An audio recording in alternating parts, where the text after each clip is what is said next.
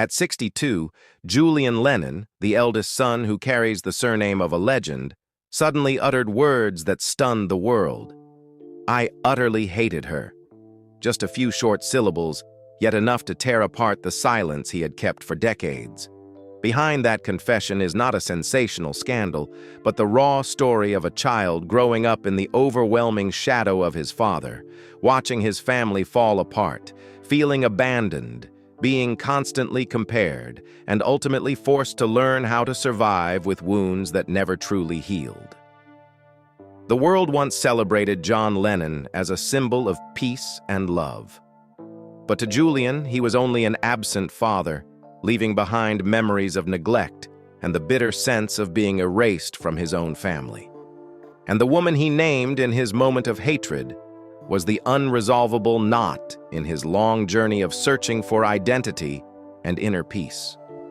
This story is not a sweet ballad, nor does it have a perfect ending. It is a long path of pain, defiance, and finally the decision to let go, to free himself.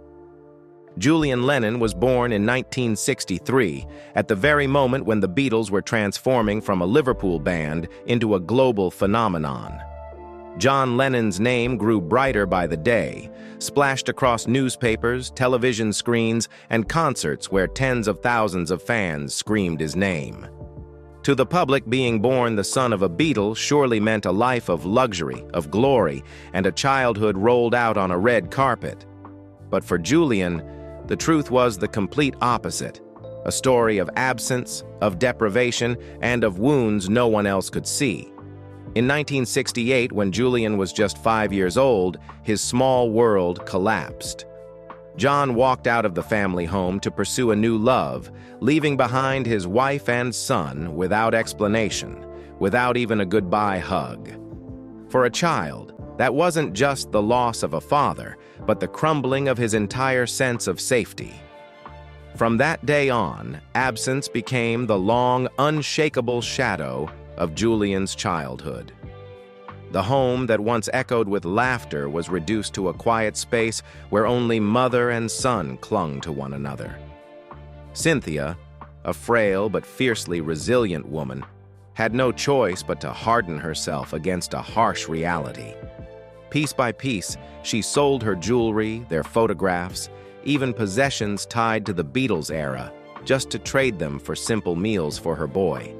They were sacrifices only Julian fully understood, but enough to turn his childhood into a fight for survival rather than a life of privilege.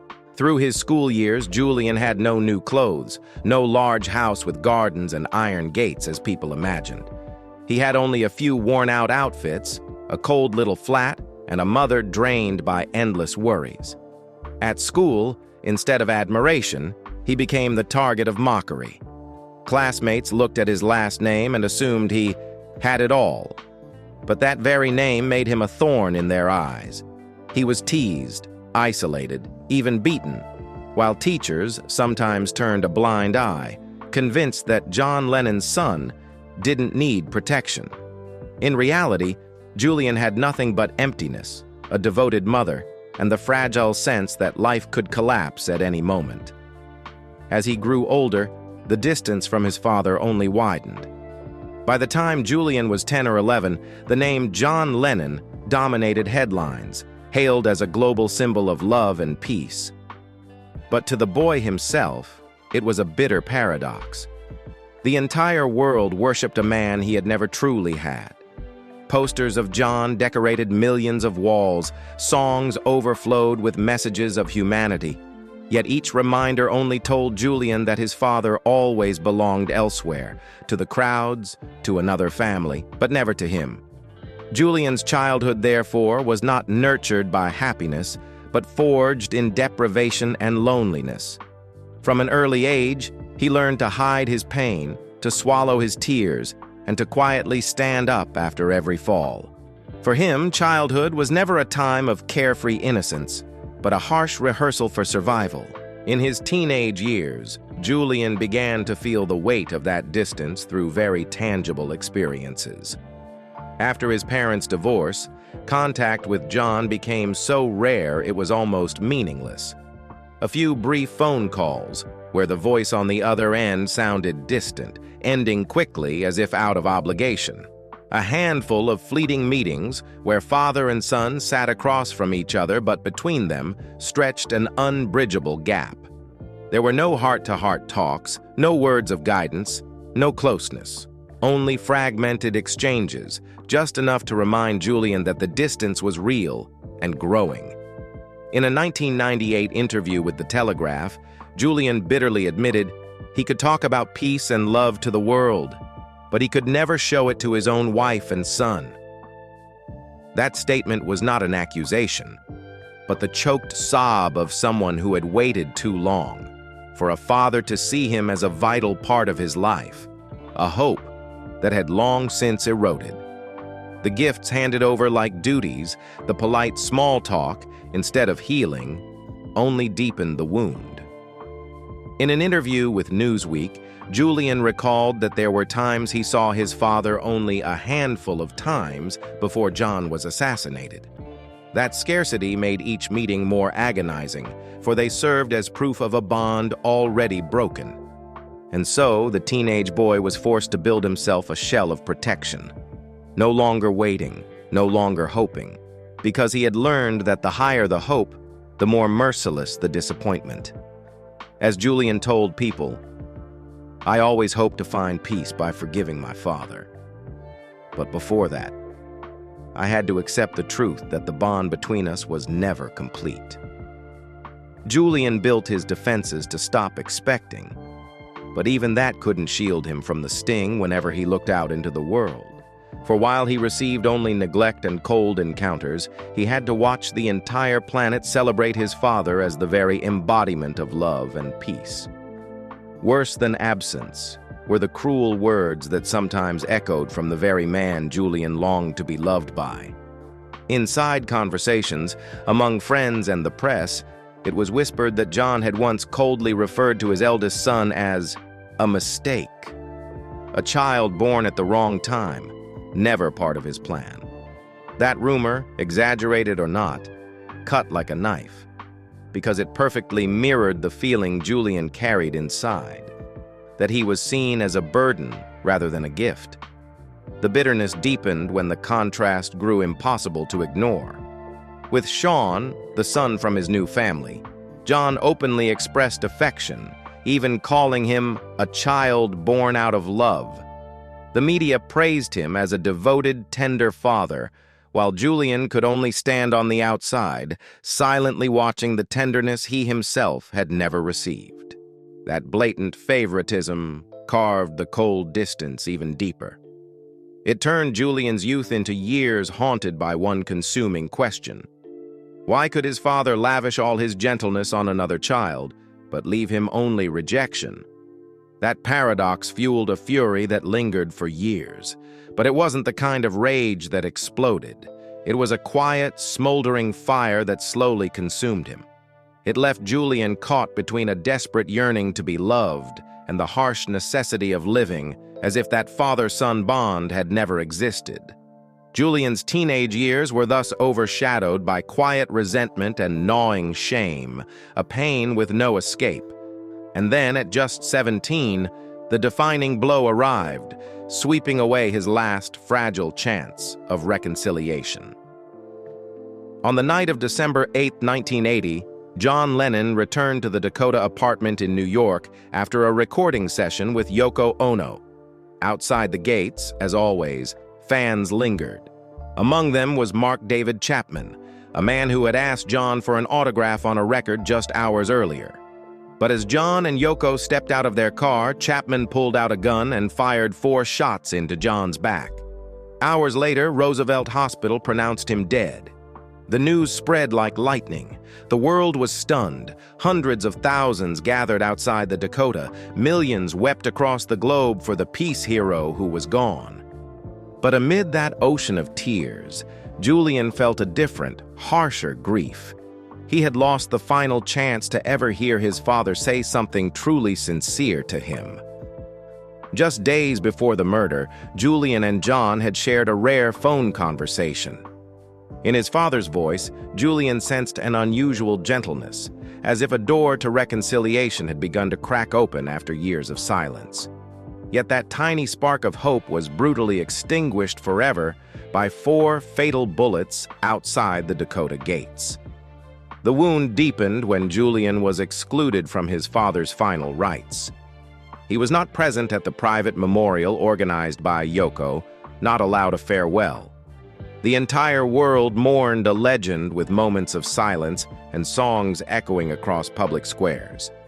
But for Julian, it was only a devastating void, another abandonment, this time permanent. And the tragedy did not stop there. If John's sudden death had cut off the last chance at healing, what followed only sharpened Julian's sense of isolation. He had not only lost his father, but was erased from the family narrative. When the will was revealed, the truth struck mercilessly. John Lennon's vast fortune, worth hundreds of millions at the time, including royalties, real estate, investments, and control of his artistic legacy, went entirely to Yoko Ono and their son, Sean. Julian, the eldest child who had witnessed his father's earliest Beatle years, was left only with a token trust fund, enough to exist, but meaningless in weight. On paper, Julian had all but vanished from John's life story, reduced to a footnote in a legal document. International media at the time ran headlines about John Lennon's will, praising his devotion to his wife and second son. But in those bold letters, Julian was nearly invisible. To the public, he was an outsider. To Julian himself, this was never about money. It was the starkest proof that the bond between father and son had been severed completely, that he had been written out of the heart and the legacy of the man the world worshipped. For Julian, it had never been about wealth. The will felt like a cold verdict, a cruel confirmation that he had no place in his father's heart or legacy. In that moment, whatever fragile hope remained for recognition collapsed, replaced by a new resolve. He would fight, not for riches, but for his right to exist within the Lennon story. And so began the legal battle, a long, grueling struggle that stretched over years. Julian knocked on courtroom doors, pursued copyright offices, attended countless closed-door negotiations, signed stacks of legal documents, and faced the icy lawyers representing Yoko Ono. Behind every number discussed lay more than assets. It was identity, the assertion that he was John Lennon's blood and could not be erased by a single signature. Yet the public saw the fight through another lens. Headlines often painted Julian as greedy, the son who couldn't let go of his father's fortune. That portrayal left him more isolated, misunderstood even when his only motive was to reclaim a measure of fairness, an acknowledgement that he too had been part of John's life. Thus, the relationship between Julian and Yoko Ono became an open, irreparable rift. To him, she was not merely the widow who preserved John Lennon's image, but the keeper of the estate, the gatekeeper of everything tied to Lennon's past and future. In Julian's eyes, her presence was like a fortress wall, an impenetrable barrier, a constant reminder that his place in that family had long been replaced.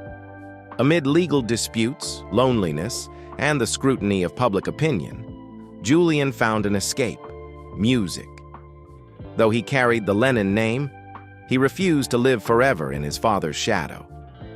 In 1984, at just 21, Julian released his debut album, Valot. Almost instantly, the title track and the hit Too Late for Goodbyes broke into the Billboard Top 10, making him a rising star on the international music scene. But that success carried with it a familiar burden.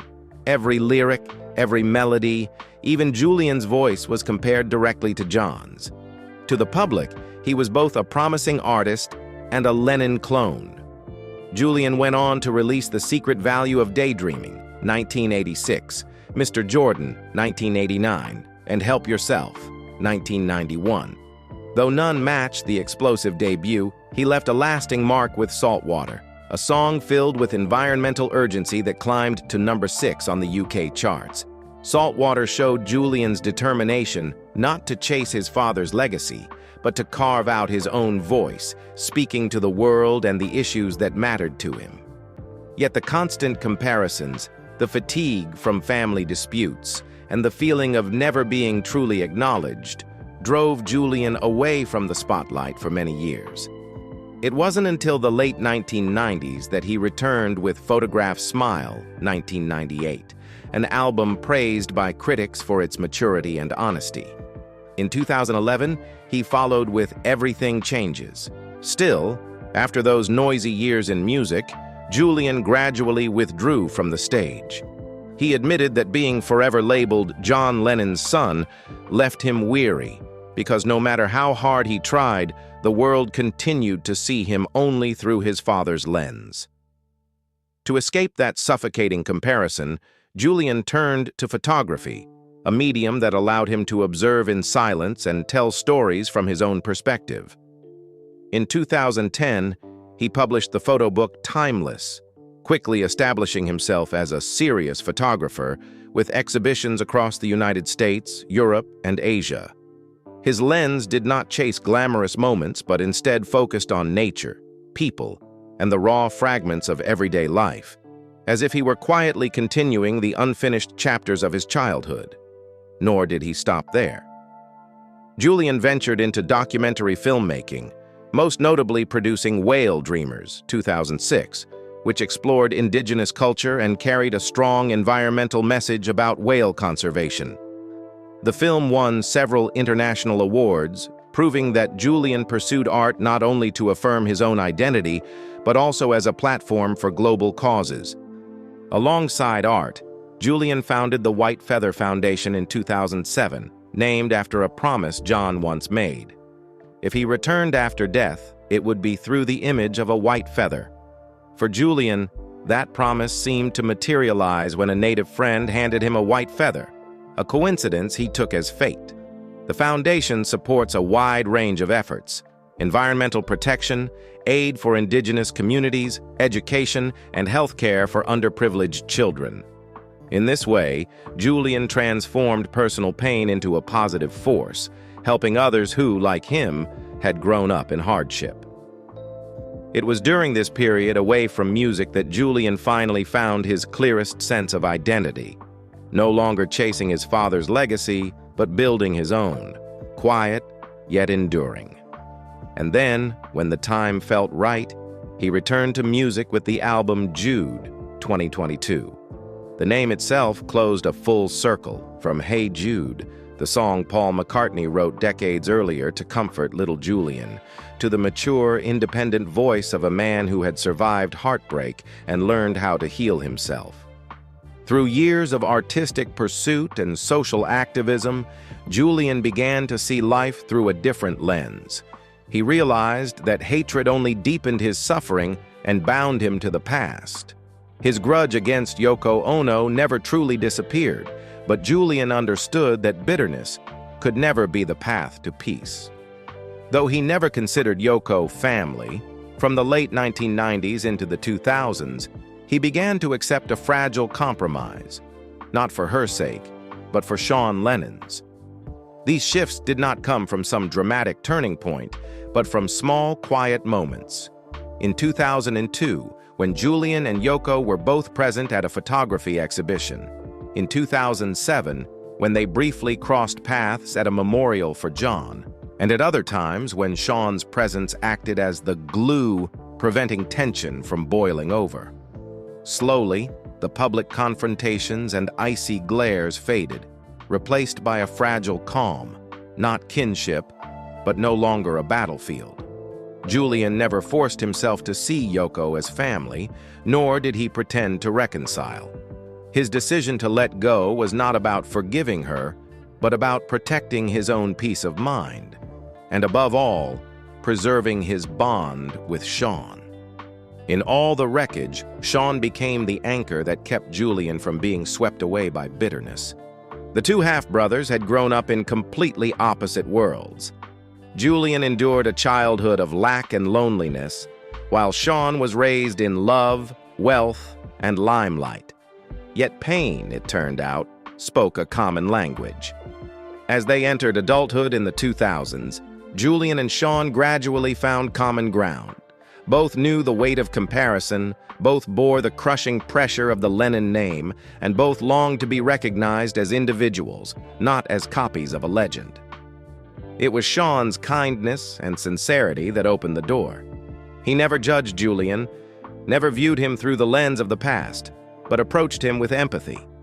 Evenings spent watching old family footage, sitting together at the piano, or laughing over a shared memory slowly became the pieces that mended the rift. For Julian, it was the first time he felt he truly belonged to a family. Not on paper, not in a will, but in the late-born yet genuine bond of brotherhood.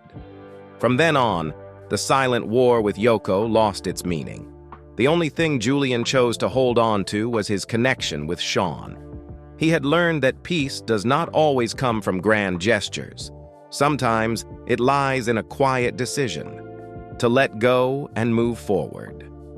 And though John Lennon's shadow still loomed over every road he walked, Julian finally found his place. Not beneath that shadow, but beside the brother who had taught him how to love again. Julian Lennon's journey was never a fairy tale of easy forgiveness or overnight reconciliation. It was a story of prolonged pain, of silent struggles, and of acceptance that arrived late. When Julian once uttered the harsh words, "I utterly hated her," it was not just an outburst, but the culmination of an abandoned childhood, of years watching every chance for healing vanish, and of a family fractured by choices none of them could undo. Yet through it all, Julian still found a measure of peace. Not perfect forgiveness, not flawless reconciliation, but a fragile harmony, enough for him to move forward. Amid all the losses, he learned that sometimes letting go is the only way to save oneself. And in that moment, Julian Lennon ceased to be merely the son left behind by John Lennon. He became a man who knew how to rise from the shadows and write the next chapter of his own life. But Julian's journey did not end with acceptance. Even while being placed under the immense shadow of John Lennon, he found a way to create his own legacy. Quiet, yet enduring. His music, from Velat to Saltwater to Jude, never reached the colossal stature of the Beatles, but it reflected honestly the soul of a son who grew up in deprivation, carrying within him the yearning to find his own voice. Songs about love, the environment, and peace stood as a silent declaration that Julian was not a copy of John, but an artist with his own heart and rhythm. Beyond music, Julian left his mark through photography, film, and social projects.